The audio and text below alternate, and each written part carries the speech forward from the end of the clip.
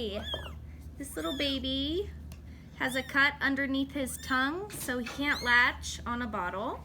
So we're gonna tube feed him.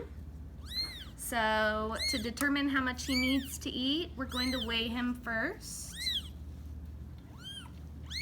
He weighs 4.8 ounces. So I'm gonna round up to 5 ounces, and he should be eating 6 milliliters of milk replacer per meal. So I have measured this tube. I'm gonna remeasure. Do you have a Sharpie in that little jar? Thank you. So to measure the tube, you put the tube at the nose with a squirmy kitten. Oh my! Well, we will measure from the back rib, back here, which I can feel, to the tip of the nose. And then I'll make a mark.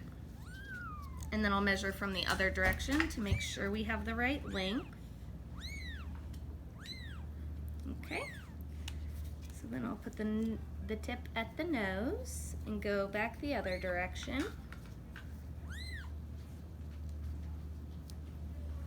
You're squirmy.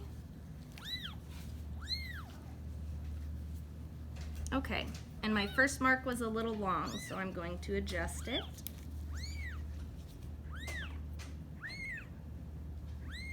Okay, so now to place the tube, it does go in the mouth, even though we measured to the nose. It just accounts for the curve in the esophagus or down to the stomach.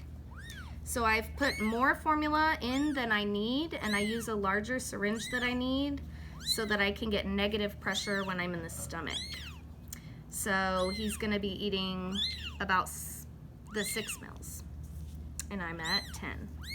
So I push a little bit through so that there's no air in the tube, and I made sure my formula was warm.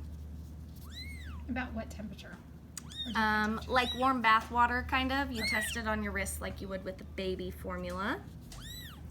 So then I'm going to just start feeding it down his mouth, and I know because I've tube fed him before that he does not like it and he gets handsy, so I'm just going to wrap him like a little barbershop cape.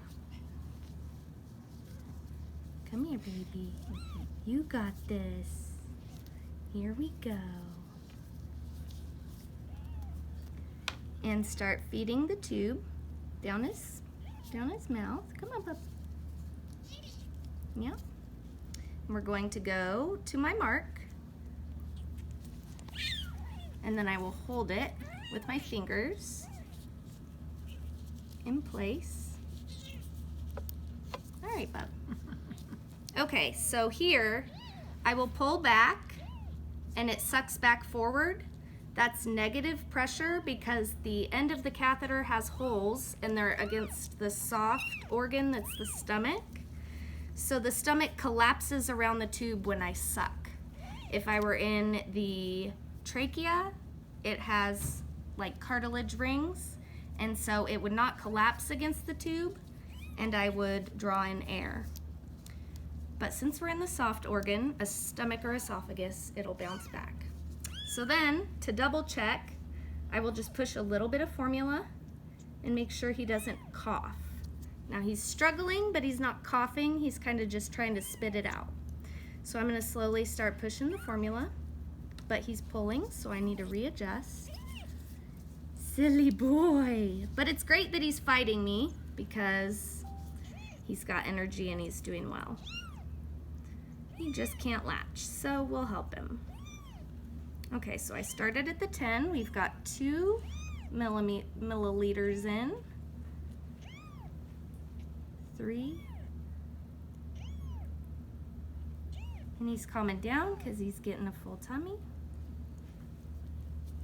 Always make sure that you're still all the way in because they will reverse it with their tongue.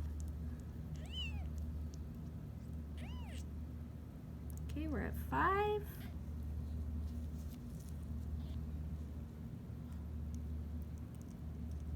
Oh, and he's pulling. One more. Okay, 6, and we will just come straight out. And he's good.